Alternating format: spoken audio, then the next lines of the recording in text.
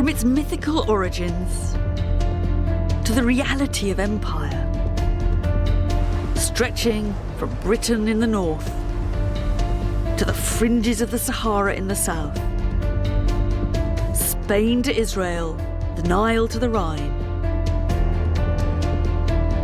The Roman world was more culturally diverse, productive and connected than anything that had gone before. We tend to joke when we say all roads lead to Rome, but actually they did. It seemed like Rome had discovered the art of imperial longevity, thriving not only by exploitation, but by creating citizens.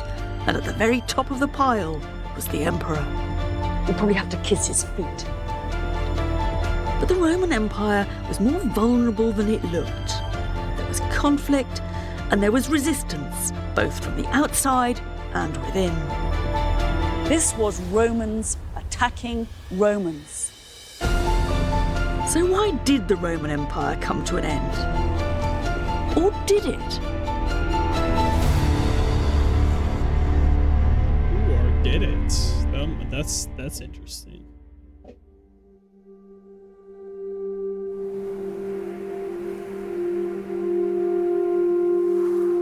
No one's ever going to know for sure what caused Rome's decline.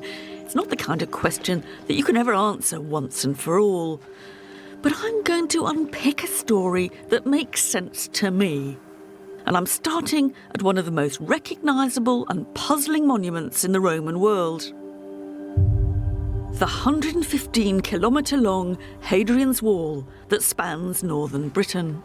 Built in the 2nd century AD, when the empire was at its widest, what its construction hints to me is a shift in the way the Romans saw the empire and what happened at its boundaries. In some ways, Britain was Rome's Afghanistan.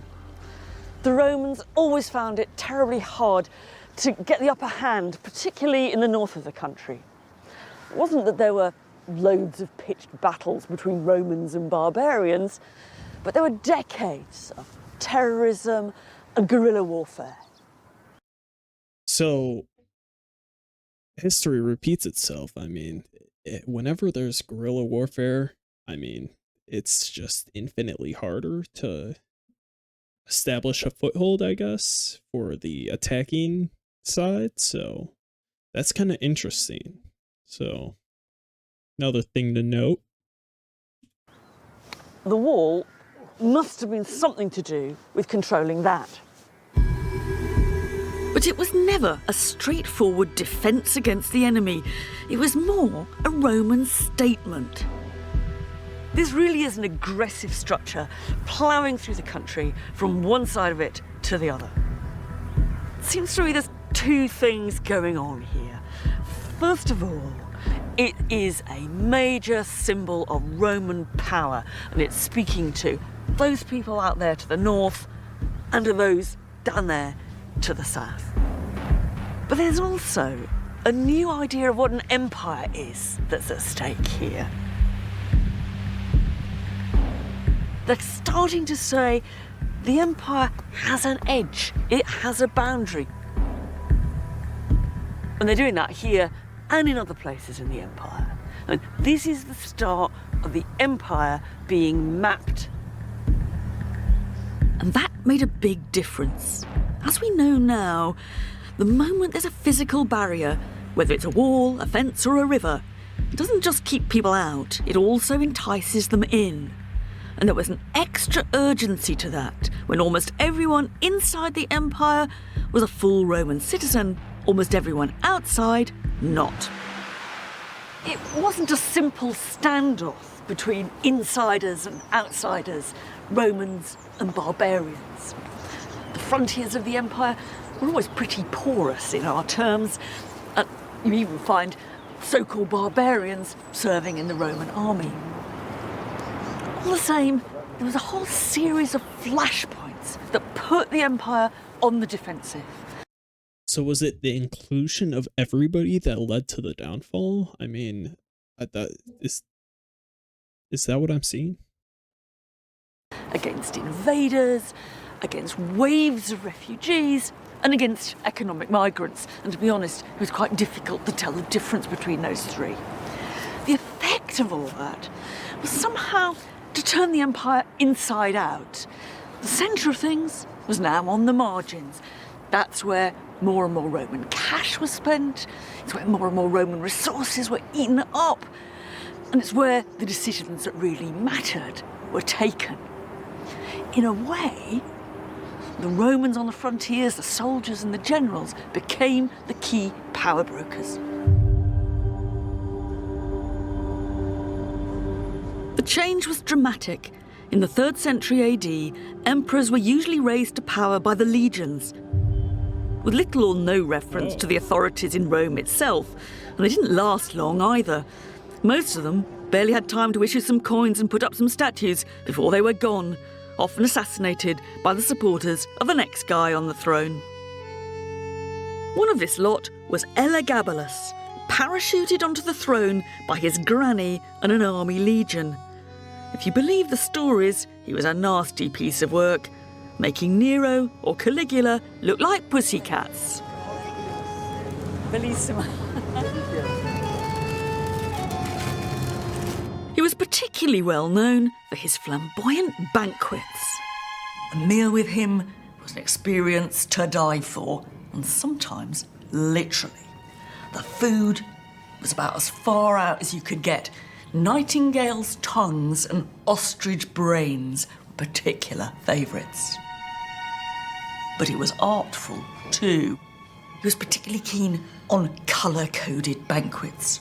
All the food in blue or in green.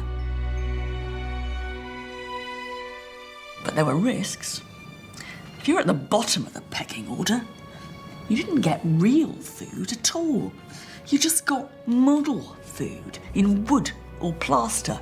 And all he could do was look at it. And on one occasion, he showered so many rose petals on his lucky guests that they smothered and didn't get out alive.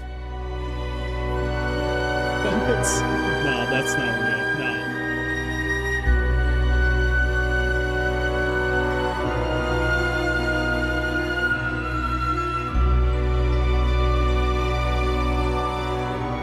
The emperor was a complete fashion freak. He never wore the same pair of shoes twice. He had his mum in the Senate, and he loved being pulled along in a wheelbarrow by naked ladies. He even went so far as to change sex, and he had a vagina surgically constructed. Now, this isn't all literally true. For a start, Elagabalus was only 14 when he came to the throne. At best, it's a fantasy about what it might be like having a very difficult teenager as emperor. At worst, it's black propaganda invented after he'd been deposed. But there's a logic to it. It's a fantasy about a system under threat. The idea that the man on the throne... So maybe they used the propaganda against them at the time, knowing, so fake news back then was probably crazy as hell. was completely bonkers, was saying more about the way the system was imploding than about the man or boy himself. But the Romans didn't just sit and watch it all happen.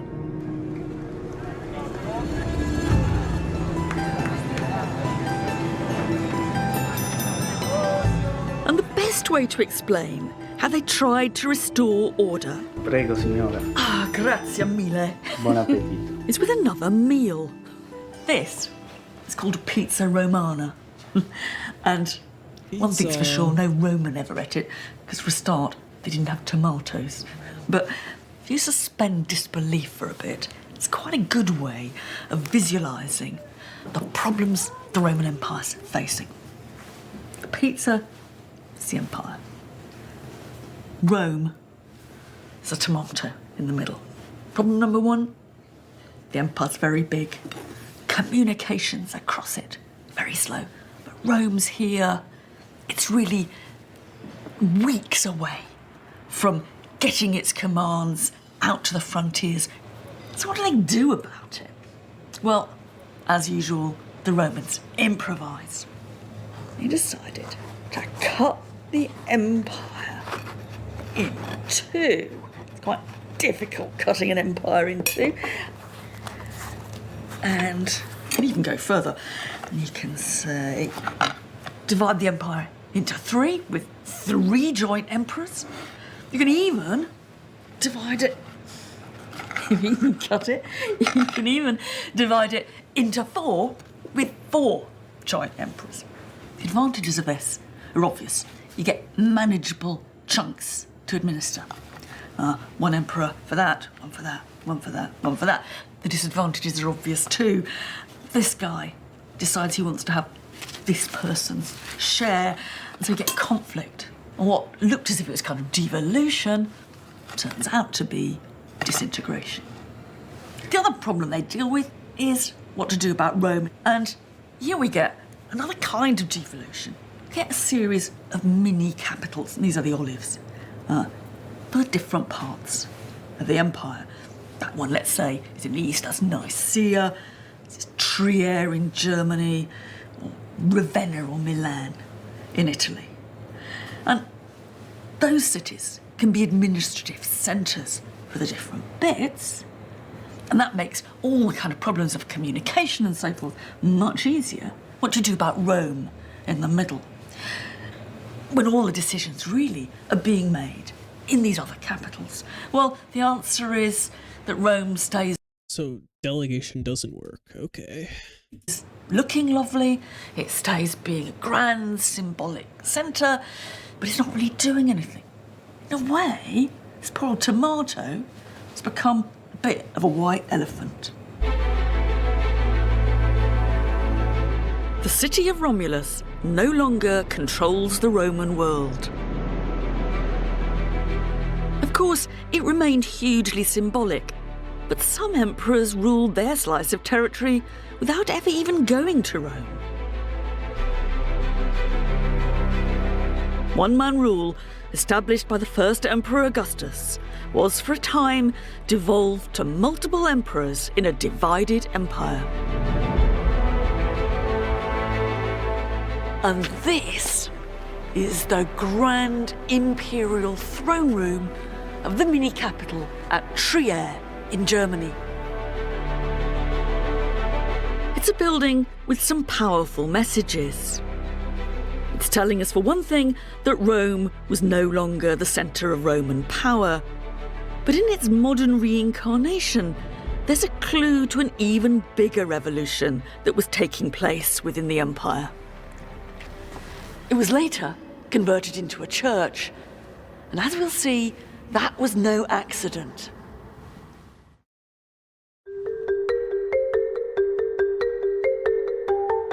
Because there was something bigger happening than any of those problems on the frontiers, mad emperors and rivalrous legions.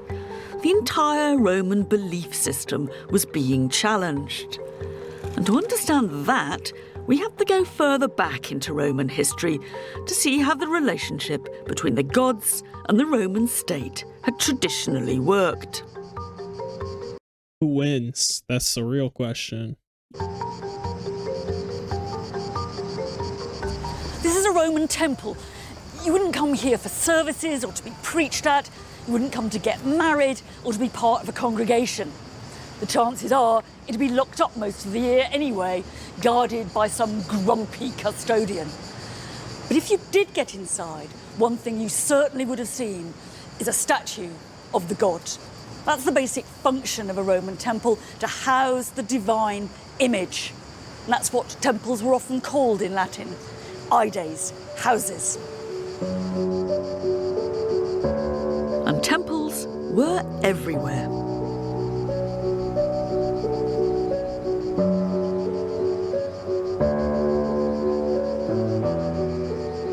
So why did they need so many? Well, this one was put up to the god Hercules in the middle of the 2nd century BC, almost certainly with the profits of Roman conquest in the east. And that was a common pattern. A general in the middle of battle would vow a temple to the god if if that god would grant him victory.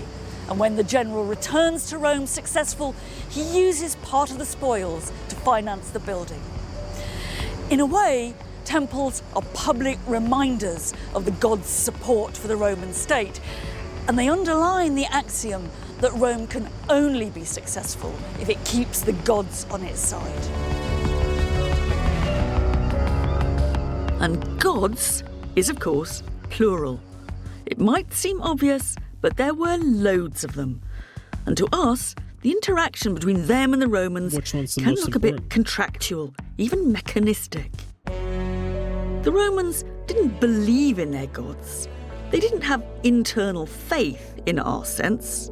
They simply took it for granted that the gods existed and would help them out, so long as they fulfilled their side of the bargain by erecting temples, or above all, by sacrificing to them, usually animals, whether bulls, pigs, or sheep.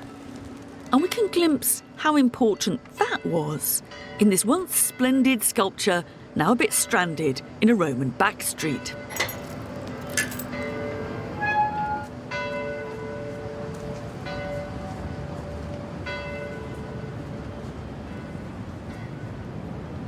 Here we've got a scene of sacrifice to the gods.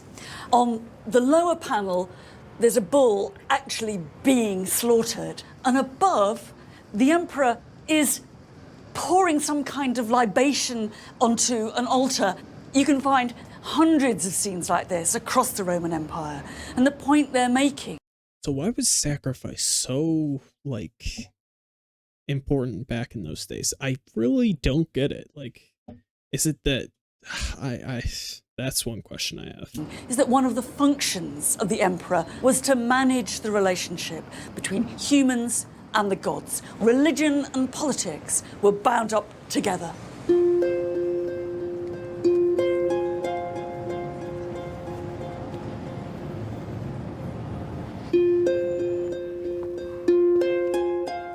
There's a decidedly public, a decidedly matter-of-fact side to all this. But that doesn't mean the gods didn't also have a personal impact.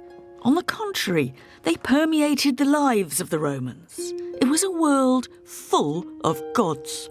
This collection of miniature gods and goddesses takes us right into the world of personal religion.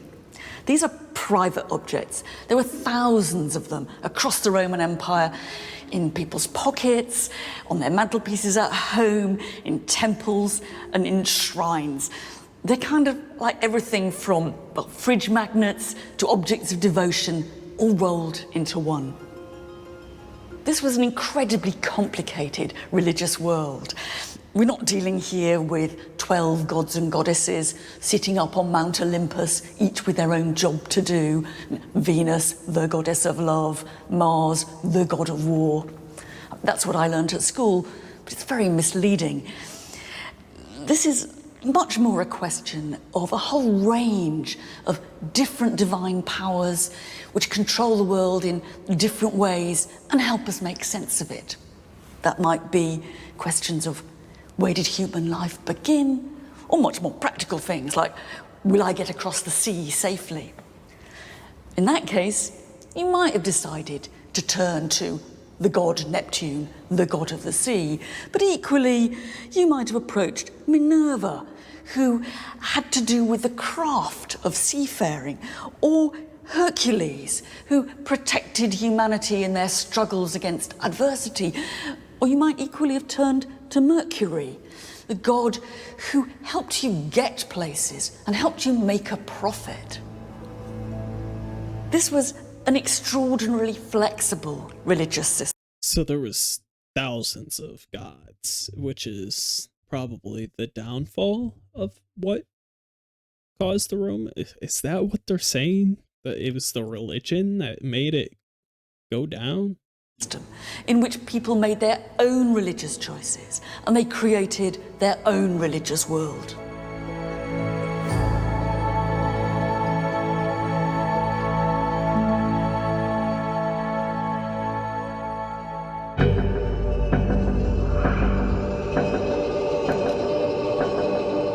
Religion was fundamental for the success of the empire, and the Romans made sure their gratitude was on full display. But the growth of the empire brought new and different gods into Rome. Just as the Romans incorporated new citizens from new conquered territories, they incorporated divine citizens too. One of these new religions, thought to originate in what is now Iran, didn't have grand temples, at least not above ground.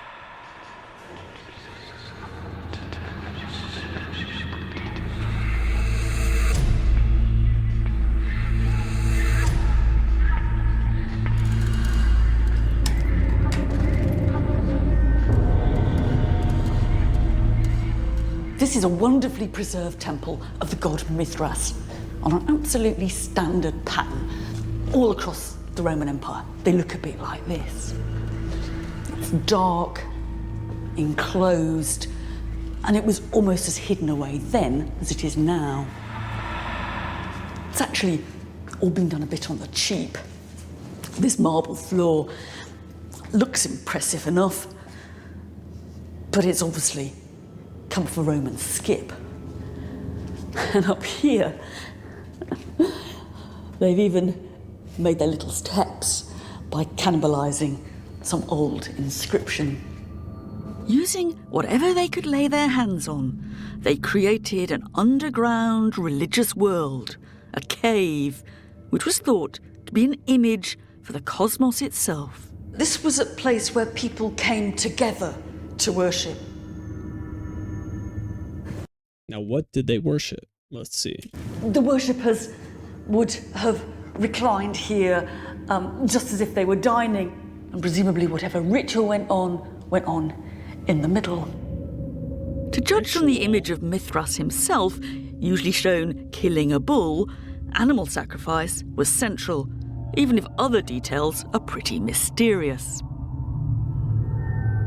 What we do know is that it was entirely men. This was about the most blokish religion in the Roman Empire, which is saying something. It was also a religion of initiation. You went through a series of stages or grades of initiation and getting closer all the time to a vision of the divine truth. So they were just gatekeeping their religion, and they didn't want anybody in, I guess. The best clues to the strange world of Mithras comes from the imagery salvaged from several of his temples. You've got Mithras himself plunging his dagger into the side of the sacrificial bull, and he's wearing a very distinctively shaped Persian hat, signalling that he comes from the margins or outside of the Roman world. And there's something, I think, about the exoticism of all this, which must have been part of its attraction. But exotic or not, it still fitted comfortably enough in the Roman world of polytheism. Real problems began when monotheistic religions came into contact with Rome. The worship of just one god and the exclusion of all others was something that went against basic Roman assumptions.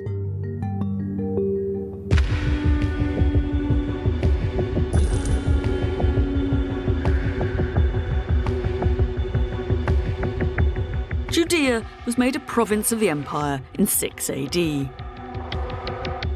People here had their own way of life and a distinctive relationship to one god. So when the Romans took over with a very different set of assumptions, a clash. Religion clashes. I guess that's really what makes societies fall, is the religion. Is that really what it is? Whoa, whoa, whoa, whoa, whoa. A mixture of politics, local infighting, and religious conflict ended when the Romans destroyed the temple in Jerusalem. And that triggered a 6-year-long full-scale Jewish revolt. יומם השמש לא יככה וירח בלילה.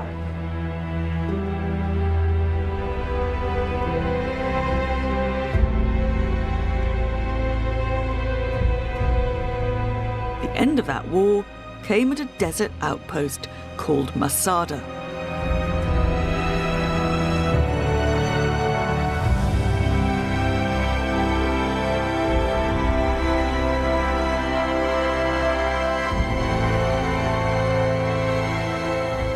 In this remote spot, King Herod, one of Rome's earlier allies or collaborators in Judea, had built an extravagant palace where he could dine and bathe in true Roman style. He would be disappointed to know that the place is now famous for much bloodier reasons. The final showdown between the Jews and the Romans happened hours away from Jerusalem, here in the middle of the desert. There was a breakaway group of about 1,000 Jewish extremists.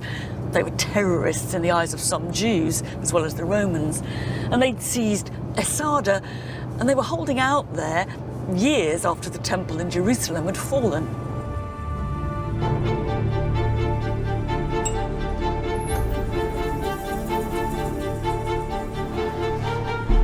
The Jewish rebels made this rock their base and eventually met their deaths when the Romans caught up with them. To understand what happened next, I'm meeting historian Greg Wolfe in the ruins of the old palace. These forts look very impressive, laid out as they are below. So they made a final stand. That's pretty epic. I mean, shit. Well, legendary epic, is that the term? But damn. The grit they had. The emotion in that scene. I want to see this place. If I had to travel somewhere, I would go here. But at the time they were built, Jerusalem had fallen, the temple was destroyed, there's no opposition anywhere else. There was still a small group of people holding out up here for years. They're almost forgotten until a Roman governor decides he really ought to sort it out, and he sends the legions here. And so this is what we see here. It's a trace of a cleaning up operation. You can still make out where the forts and the siege wall are. And at a weak point in the cliffs, a ramp was built for a battering ram, and the Romans broke through the rebels' defences. One Jewish rebel, turned traitor, then Roman historian, recorded what happened next, although his version of events has long been disputed. We have this extraordinary story told by a very, very unreliable source who says that when the Romans got up here, when they built their ramp, their siege ramp, they came in, what they found was no living person. Nearly 1,000 people who'd been up here had, in some kind of mixture of suicide pacts and self-slaughter, had just gone, and there was nobody left except for piles of bodies and enough food to show they could have held out forever. But if this is true, who knows? It's become a powerful modern myth. So it's a story of heroic self-sacrifice for the cause. Self-sacrifice and absolute martyrism, which is legendary in its own right. If the story is true, remember that. If the story is true. and no surrender, and that's what Masada means now, no surrender. Only a handful of bodies have ever been found here, and who they were is unclear. But the story of rebels who preferred suicide to enslavement lives on, and Masada remains a symbol of Jewish resistance. The conflict behind all this is often framed in religious terms, but the truth is more complex. You'd expect some kind of clash, wouldn't you? Because you've got a culture in Judaism which insists that there's only one God, dealing with a Roman imperial power that insists there's lots of gods. I mean, that appears irreconcilable. Yes, although there are things about what the Jews do that looks very familiar to a Roman eye. They perform animal sacrifice, they have a huge temple at the centre, and perhaps most of all, it's a religion grounded in one ritual landscape, one sense of place. It's a religion of somewhere. Which they can always manage that, can't they? That you can have a religion pretty much that is as weird to them as you can imagine, so long as it sort of belongs to somebody. So they're sort of happy with the goddess Isis because she's the Egyptians' goddess. The Romans didn't expect those they conquered to abandon their own gods. So how do you even approach that task of converting them? Can you? The point of polytheism is that it can accept and incorporate new and different divine powers. But they did expect them to recognise the relationship between the Roman state and religion. For the Jews, it's much more difficult to accommodate the Romans because their own history by now is a history of being subjected to one empire after another and being subjected to persecutions of different kinds. And so it's much more difficult for the Jews to fit the Romans into the system rather than the Romans to fit the Jews into their system. So they had that closely knit of a culture that they wanted to integrate that way. That's pretty inspiring. I mean, as to how their culture is run and how they persevered through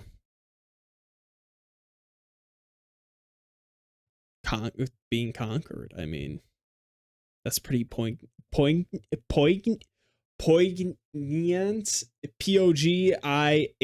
Somebody pronounce it for me, but that's how I feel about it. And that's where things broke down.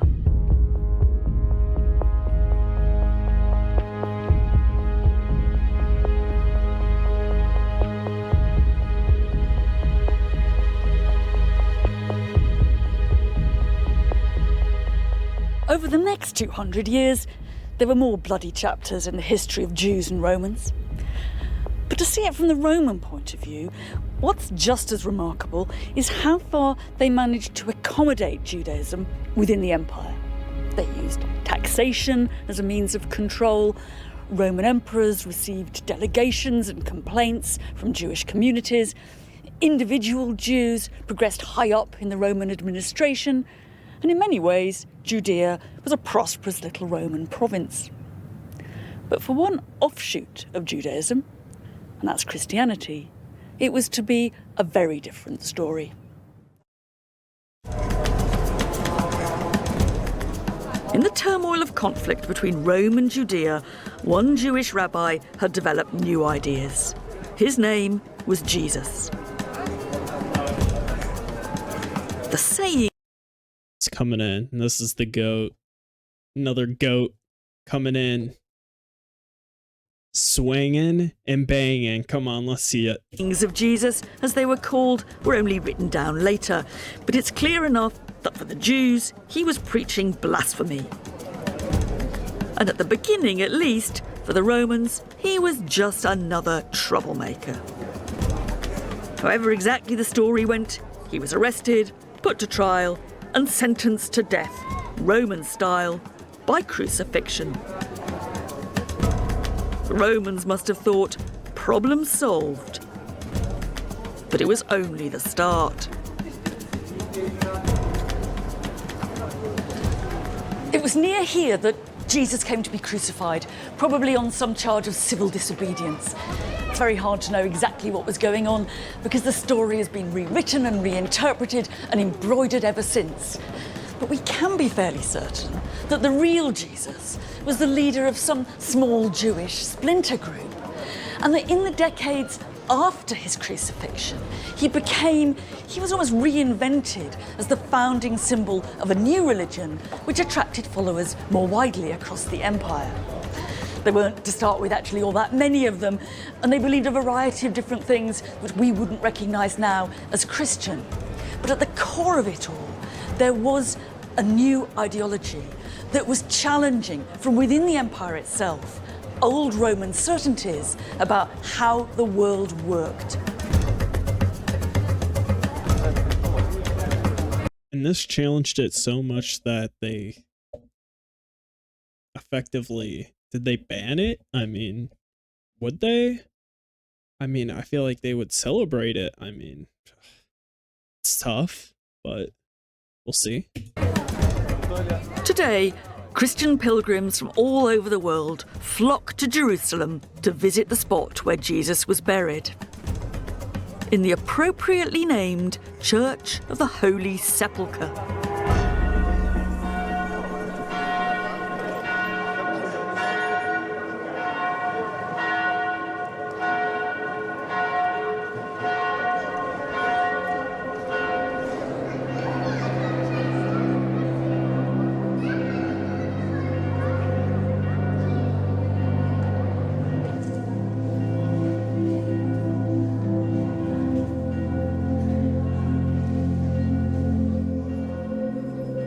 Although, to call it a church is an understatement.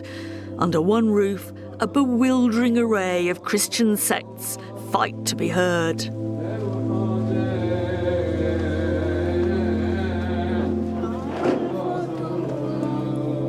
فليغفر الثالث القدوس خطاياكم ولا تجزل زلاتكم نيح أمواتكم.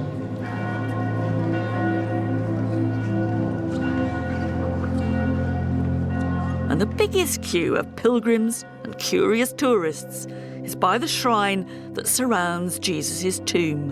This is the holiest site in Christendom.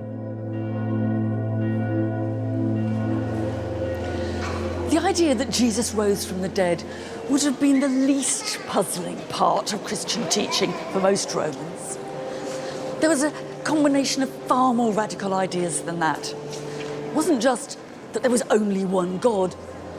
Those who followed Jesus could take no part in sacrifice, and they were to prepare themselves for the kingdom of God, which transcended the earthly power of Rome, and which might be coming soon.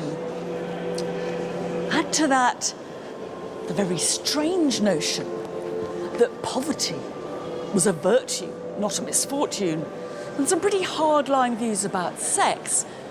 And it's not difficult to see how some Romans might have been curious, even attracted to Christian teaching. Many others would have been baffled or affronted by what must have seemed like an assault on their world order. Christianity flew in the face of what Romans had traditionally thought religion was all about. And that contradiction may be one reason why Christianity was initially slow to take off. But when it did, it exploited the very network of communications that linked the Roman Empire. One of the key figures in spreading the word was a small-time Roman salesman from Turkey, better known as St. Paul. Jesus himself wasn't a big traveller, but Paul not only got everywhere across the Eastern Mediterranean, he also used the long-distance mail as a way of broadcasting to far-flung Christian communities. So they used the sea system to get around in. Again, the sea comes in again. The letters he wrote are still part of the Bible. Corinthians, that's the letter he wrote to the Christian church at Corinth.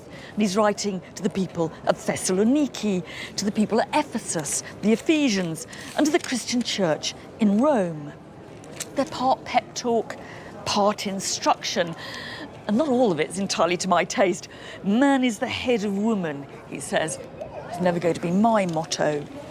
But what does strike me are the geographical horizons that these letters display.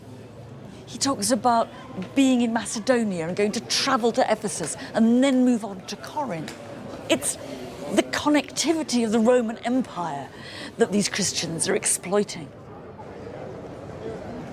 Christianity was born within the Roman Empire, and the people who became its followers rode on its connectivity. In port towns like Corinth and Thessaloniki, you could find goods, work, and a new spiritual guide. The empire's trade routes became Christianity's broadcasting service. Look at that size, man. From the Middle East all the way to Britain. Insane, man.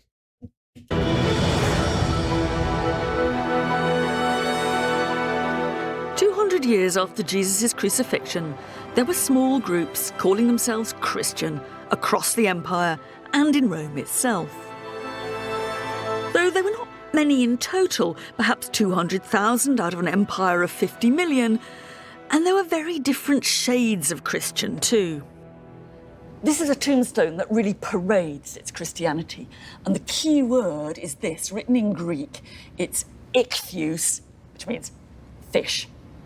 It's not just a fish, because the letters of that word are also the first letters of a famous Christian slogan reading, Jesus Christ, the Son of God, our Saviour. Now, why they use that slogan It's not absolutely clear. They might have been wanting a bit of secrecy. But if so, ichthus isn't a terribly clever disguise. It's much more likely that this is an attempt to represent God and to wonder how God should be represented. They're thinking about encoding God in language and in visual symbol. But there's more to this, and there's more gods in this tombstone. Up here, these two letters, DM, stand for Dies Manibus, to the gods of the departed spirits, the absolutely classic traditional pagan gods of the dead. So they still supported their own gods, but they were switching to Christianity, I guess? So here we've got both Christianity and paganism on the same stone, and it's a wonderful encapsulation of just that blurry boundary between Christianity and paganism in the first Christian centuries.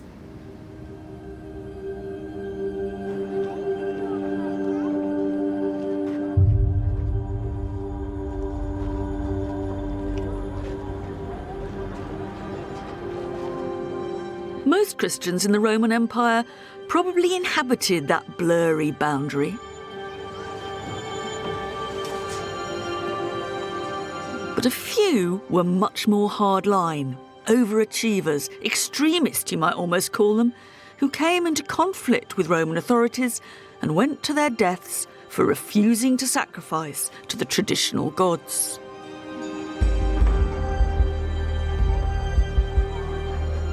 One spring day in 203 AD, a young Roman woman, the mother of a small baby, was thrown to the wild beasts in an amphitheatre not unlike this one. She was taunted, she was whipped and maimed by the animals, but not killed. The gladiator came to finish her off. After one painful mishit, she calmly took his blade in her hands and guided it to her throat.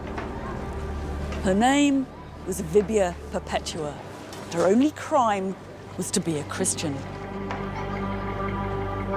This was Romans attacking Romans.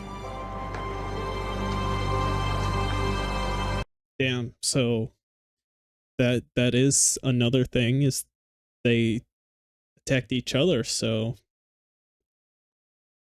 wow. We tend to assume that Romans loved the spectacle of Christians thrown to the lions in the amphitheatre, but it really wasn't quite that simple. An amphitheatre was a highly ordered microcosm of Roman society. The spectators sat in a rigid hierarchy according to their social place. You couldn't just choose to shell out for a good seat on the front row like you can now. And the victims in the centre, the slaves and the condemned criminals, were by definition outsiders. They were never intended to be young Roman mothers like Perpetua, one of their own.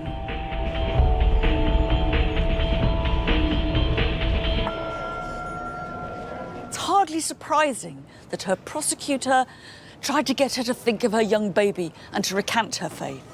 And it's hardly surprising that the crowd, as they watched Perpetua die, both jeered and shuddered. Perpetua's story of pious resistance and brutal execution has become part of the Christian narrative of good against evil, where many non-Christians must have seen stubborn, self-willed self-destruction. Christians saw in martyrdom a powerful advertisement for their faith. So, faith over life? Is that what she chose? That martyrism? I guess so.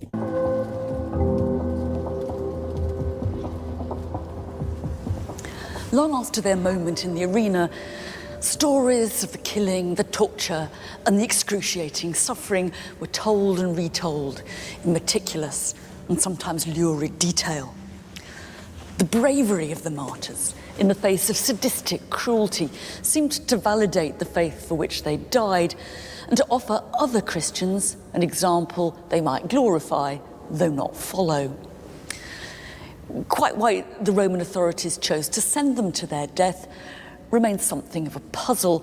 That's largely because almost all the evidence we have comes from the Christian Romans themselves. It's an extreme example of history being written by the winners.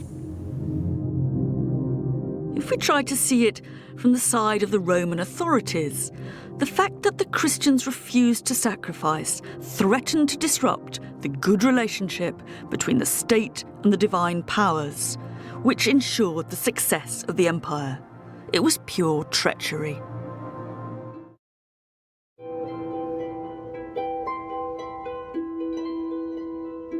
How do you differentiate the cultures or the religions? Is there like a way? I mean, can't you just say everybody's a Christian that you don't like and try and kill them? Like, isn't that...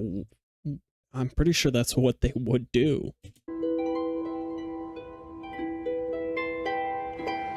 In the middle of the 3rd century, less than 50 years after Perpetua's death, one emperor decided to bring things back into line and to restore order with a piece of paper. These are scraps of papyrus from a Roman waste paper basket in the province of Egypt, and they're some of the most important things ever to have been found in a waste paper basket. And it's also a wonderful example of Roman bureaucraties. They are personal certificates proving that their owner has sacrificed to the traditional gods. The gist of the message is up here, saying so-and-so has sacrificed, it's been witnessed here, and then one of the witnesses has signed. His name was Hermas, and this guy's actually signed several of these certificates. The reason why he's done that is because the Emperor Decius had ordered that everybody in the empire should prove they'd sacrificed to the gods. This is Yeah, that's gonna create a rift. Like, bro, you can't say some shit like that and not expect some bullshit to happen. Oh, hell no. treated as a centralised persecution of the Christians, because, of course, true Christians couldn't sacrifice to the traditional gods. And we know, in fact, that some of them didn't and supposedly went to their deaths. But even Christian writers tell us that many of them, and this is, I think, where I would have been, either sacrificed anyway or just kept their heads down.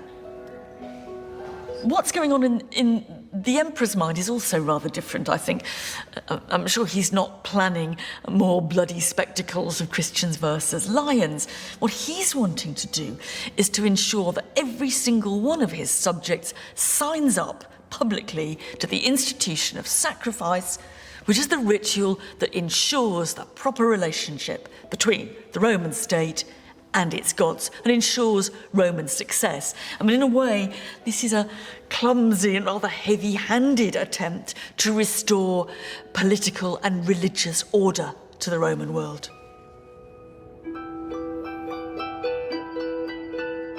His project didn't last long, and neither did he. Decius wasn't dealing only with the Christians, but between the invasion of the barbarians and internal rivals, his reign only lasted 2 years, and he ended up killed on the battlefield.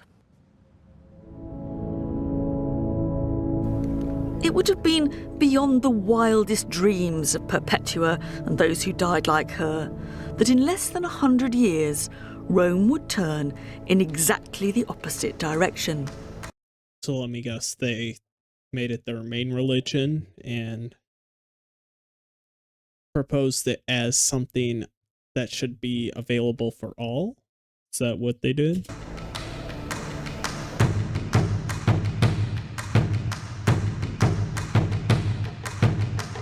After a century of chaos, one emperor made a pact with the very religion that looked as if it was undermining the empire. His name was Constantine, and eventually he became once more the sole emperor and aligned his power with that of the sole god. The Christian god, that is. These fragments are what's left of a colossal statue of the Emperor Constantine. Can't all have been in marble. It could never have stood up if it was. We have to imagine a brick and a bronze core. and these bits sort of stuck on the end. It's an entirely new vision of imperial power. Of course, there have been colossal statues of emperors before, but just look at that face. Superhuman, staring, almost abstract. This isn't an emperor who could conceivably be one of us. This is an emperor we have to worship. We probably have to kiss his feet. Constantine is a striking mixture of the old and the new. He comes to power in civil war, he celebrates a triumph, he acknowledges divine assistance, and he has a big building programme in the city of Rome. All that's very traditional. What's new is that the God whose help he acknowledges is the Christian God. Turning point. Big turning point. Like before this, they were killing everybody, man. Like, and what he builds in the city is not temples, but it's churches. okay. We really don't have a clue why Constantine became a Christian. It might have been a sincere spiritual conversion. It might have been a calculated decision to back what looked like the winning side. The political logic of this, whatever's going on He made the right decision. That's all. Hey, that's all I'm gonna say. Hey, calculated decision. inside Constantine's head, is that the circle has been squared. The Universal Empire, instead of fighting the Universal Church, has done a deal with it. From now on, Empire and Church are going to walk side by side. One way of seeing this is as a revolution. Fundamental aspects of being a Roman have changed. Hierarchy, faith, morality, sex. But in another way, Constantine has reinvented the original model of Roman power around a new god.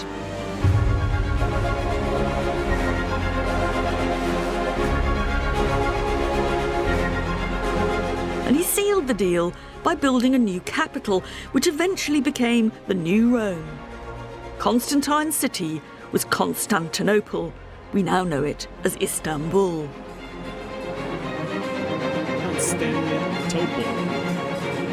It was here that he ordered his own versions of some of the major buildings of Rome. The site of Constantine's hippodrome, his Circus Maximus, has been preserved, complete with a few of the monuments that he and later emperors placed along its centre. Robin Cormack, my tour guide and husband, knows more than me about the art and culture of the Eastern Empire. I think this is a really impressive monument, and they were really proud of it. The amazing achievement is to get that obelisk from Luxor onto this stand, and they were so proud of what they'd done that they have two inscriptions saying how difficult it was, and they have the pictures of the putting up of this. You can see the ropes here to winch it up.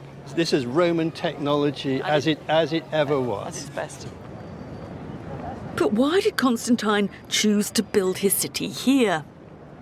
It only happened because he'd won his last battle against his rival Roman emperors, and it's a victory city. He looked around, he chose a city near to where the battle was, the city of Byzantium, and he turned it into a massive, powerful new city named after him, Constantinople. So it shows he is now the single Roman emperor. So did it feel like a specific... So he wanted that showing to change the emperor system into the single emperor. Okay, but why would he leave Rome behind? That's one thing I have to know. Maybe it was too convoluted in the political sense and he just needed to restart. But is that the right way to go? I mean, you're way too far east. Christian city? Did it feel different? No, it looked like a Roman city with all the trappings. And what he did do was bring lots of pagan statues here, so that you've got those in the hippodrome and elsewhere. So much so that there's the famous saying that this city was built up by denuding all the other cities of the Roman Empire. I mean, it must have been a bit odd to see a an emperor who's sponsoring Christianity, decorating his city with pagan gods, great works of art that he's sucked in to decorate it from all the other bits of the empire. Yeah, well, he's a powerful emperor, isn't he? Yeah. This is a display of power. He made this a traditional Roman city with all the features that the biggest city he knew, Rome, had. They didn't call themselves Byzantines, they called themselves Romans, and they're absolutely convinced that they were the Roman Empire. In fact, Kathleen here in the Williams, thanks East, for the the follow. Christian Roman Empire lasted right up to 1453, when the Ottomans conquered Byzantium. In the West, it was a different story. Rome was still Rome, but it was more a showcase of architecture and culture than the capital of power. But the northern Doing pretty frontiers good. were more We're porous about than to ever. finish this documentary. Outsiders pushed in. And even if it was now a hollow symbol, the city of Rome was still a prize.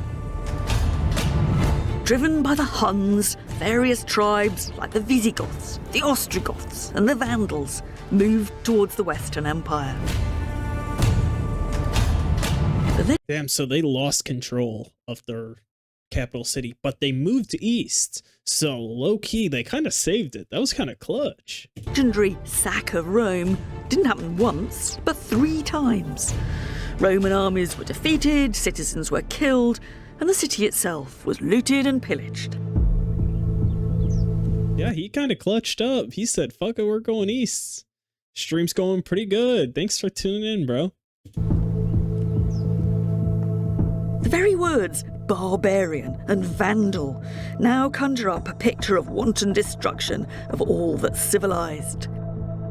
But that popular image, powerful as it is quite unfair. This is a wonderfully vivid 19th century attempt to picture the barbarian hordes in action, destroying the city of Rome. Long hair, funny top knots, plaits and moustaches. Now, the barbarians, were they just trying to take over the area, or were they just, in spite of the Romans, they wanted to take over the Roman Empire? Is that what they were going for? Yes, I do stream daily. Tune in on Twitch. I also am trying to do some content on YouTube, so thank you for tuning in.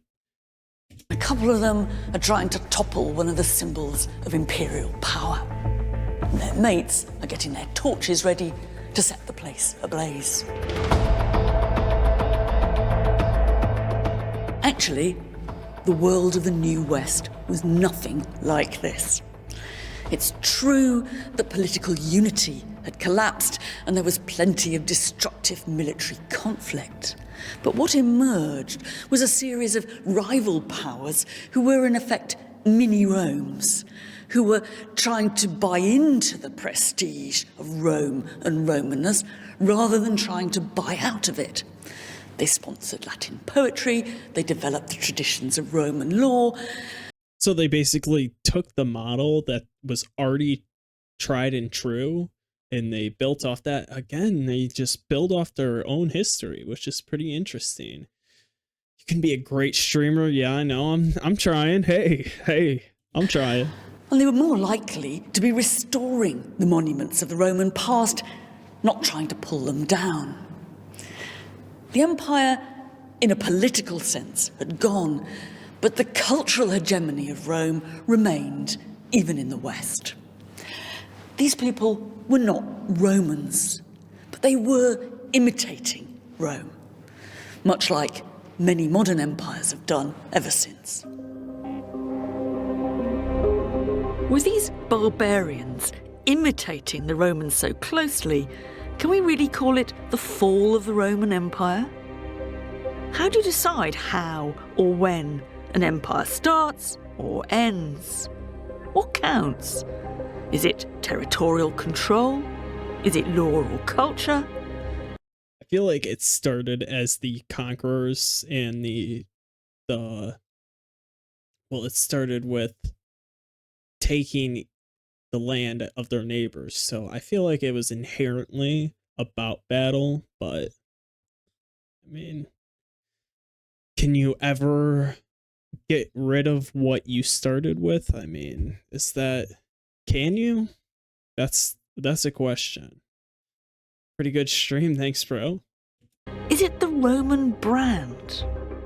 There has been an enormous transformation, and in many ways, this is no longer the empire that looked back to Romulus with his definition Romulus, of that's what his it name, meant to be a Roman.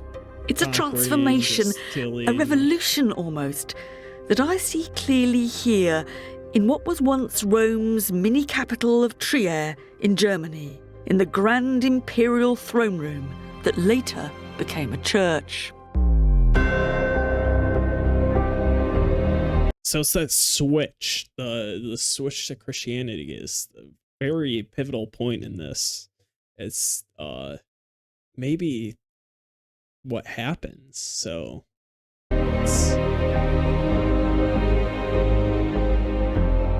The conclusion I come to is that the real heir of the Roman Empire was Christendom. Not an empire of political domination, or not only that, but an empire of the mind. And, in its own ambitions at least, still an empire without limit.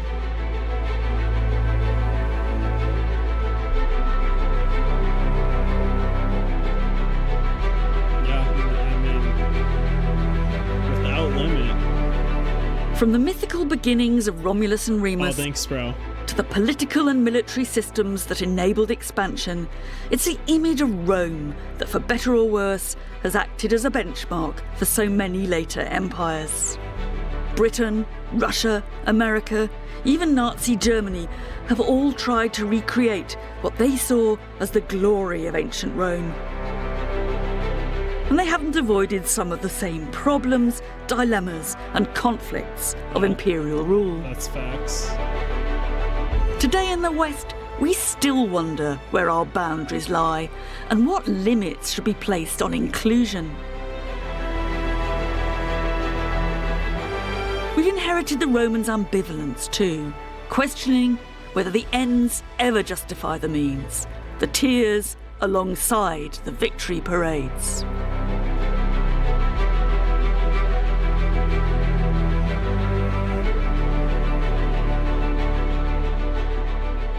2,000 years ago, the Roman historian Tacitus offered one image of the fallout of Roman conquest. They make a desert, he wrote, and they call it peace. I first read that when I was a bit of an awkward teenager, and I still remember the moment, because it was the first time that the Romans actually seemed to speak to me. They make a desert which makes peace.